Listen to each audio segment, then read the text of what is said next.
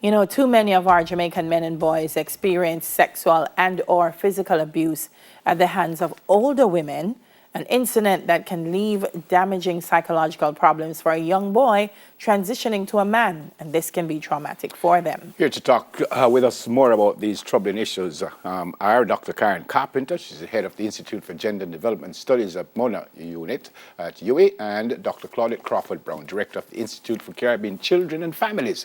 Welcome to you both to Smile Jamaica. Morning, Nathan. Morning. Good morning. Good to see you. I hope all is well with you, ladies. Yes, thank you. And yourself? Dr. Karen, good to see you. Delia said earlier that forced to have sex with older women. Explain that when you say forced to have sex. So I'm a young boy, whether 10, 12. What do you mean by forced to have sex with older women? Well, and in fact, I'm happy that we're using that terminology because we've often not thought of young boys who are engaging in sex with older women as being forced. We actually see it as something that they've earned and what a privilege. But these young people, in many of the instances, certainly that I see, do not have the desire to have sex with this person, are not able to consent to sexual activity with an adult, and therefore are being made to have sex at the convenience of the older female. Yeah. But going back to the word force, because it almost sounds like it's hold down the person, but that's not what you're saying, are you? Well, in some instances that is the case, but let us look at it. If you see, one of the things that is challenging for us is to see boys and girls as equally human. They're both the same. So if you have a young girl who is coerced into sex, forced into sex, enticed into sex, maybe she's been groomed and primed, and the person invites her into a situation that becomes sexual, we see that as forced. When the same happens with a young boy, we ignore it.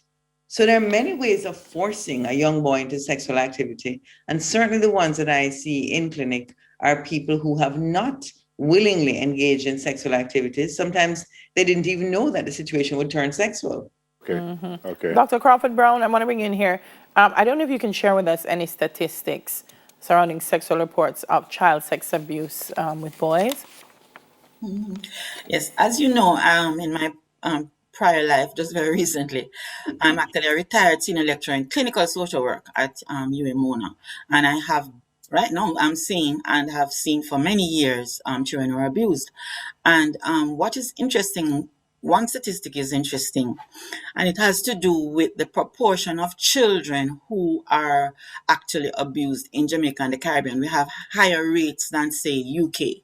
And so in one study done on child abuse in Jamaica, we found that children under 13 were disproportionately affected by abuse. When you look at the UK, their data showed that 65% of our children who were abused at the time, this was maybe 2015, over 60% of our children were under 13. And when you look at abuse in other countries in first world, you tend to find an older cohort of persons who are abused. So my concern has to do with the age range of the children who are abused, and we know that this is a serious problem. What we often forget, though, is that we focus on the girls and we forget that the boys are in danger, and we have to look at why those boys are in danger. And it has to do with attitudes towards masculinity and what parents think boys should be expected to do, and there's a serious problem with that, which creates emotional and psychological scars for life. I'm sorry, Dr. Carpenter, it also speaks to, and I know we're saying the boys, but it also speaks to, in some instances, the way that women also process predatory behavior. Because if you are an adult woman and you're forcing a young man, it means that you also have not accepted that you are a predator.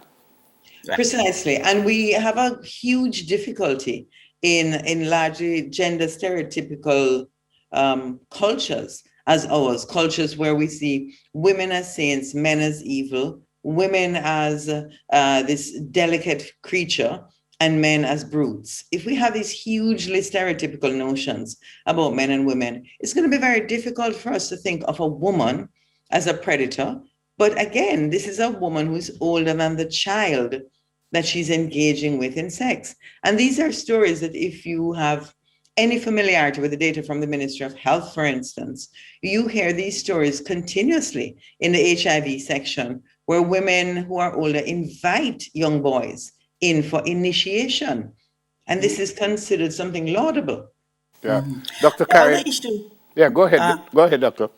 right. The other issue related to that is the attitudes of fathers and how fathers, as well as the mothers, perceive that boys should be grown. I'll give you a quick example. Just 2 days ago, this weekend, I was on the North Coast at a private beach where there were a middle class group of persons, maybe 5, 10 families, and there was a woman who was inebriated. She was obviously maybe had been a stripper in another place, and she was gyrating and acting in a very, very adult sexual way. And a father sent his 3-year-old, that child couldn't have been older than 3 or 4, to videotape her on a tablet. And my concern was that this child was there. He could barely eye-hand coordination to press the tablet, videotaping her. She was on top of her head and gyrating, etc. And the father sent her. And I was the only person on the beach. I said, get that child away from there, because he was there for like over half an hour. And somebody brought it to my attention. So what I realized and made me reflect on this issue now is, why is it that after 40 years of my work in teaching and training and educating and advocating and research, why are these attitudes still here? And I think this is what we have to examine, because I've been on programs like this for the past 40 years. Why is it that we still have these deeply ingrained attitudes? As soon as I said, get that child away from there, I shouted it across the beach. The parent said, come here, like he said, Joshua, come over here. But he had been allowing the child to do that. So it means that he thought it was normal behavior for his 4-year-old boy to be videotaping this woman. And I think this is what is a problem that we have to address. Women and men, parents, why is it that we haven't got our messages across? What is it about our messaging? And I'll throw this to Dr. Carpenter as well, to our parents, that makes them realize that boys are in danger. When you have a 3-year-old witnessing or involved in or being able to participate in these kinds of activity, it is not good for them. Somehow we haven't got that message across. Final question from me, Dr. Karen. What might happen to these young men who we are talking about now, that who may have been forced, for want of a better word? What might happen to these young men when they get older? Yeah. Well, Neville, I am thinking that forced is the best word, because until we realize that they are not at an age where they can consent, they're not able to consent to an act that they're not sure is going to take place in the first place. Many of them are enticed into these things. What happens is that we find that in their relationships, one, they've skipped the whole notion of intimacy. 2, they've skipped the notion of seeing a woman as anything other than a sexual object. And Claudette raised an issue, which I want to point to. The other thing is that culturally, we have an immense fear of homophobia. We have an immense fear of the young boys becoming same-sex attracted. And therefore, a baby is put before a television to watch pornography. A baby's on a beach engaging in something that the father, if he had got up and videotaped that woman, we would all have cried out, wouldn't we? Right. But he sends the child. We have some cultural norms that we have to examine. Culture is not a sacred cow. Just because it's cultural doesn't mean it's healthy. We have to change those attitudes towards children in particular and the vulnerable in our society. Yeah. Another quick issue is the issue of repercussions as it relates to violence. Some data, some work I did with Herbert Gale some time ago, we found that there can be a link between aggressive behavior, sexual abuse of a boy, and later aggressive behavior. And so we find some links between abuse by mother, abuse by women, older women, coming forward into violent behavior against women. The serial killer, Herbert Gale's work on serial killers in the prison. And so we have to be very, very careful. A lot of the children I have seen, children who are self-referred, and that's the one thing now that has changed, in that the children are beginning to self-report.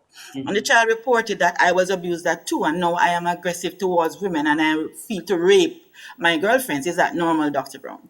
And so we have to Wow. not be surprised when we have so much violence in our relationships and men killing women and children. A lot of this is linked to early sexual abuse, which has been undetected. So we have to move to solutions.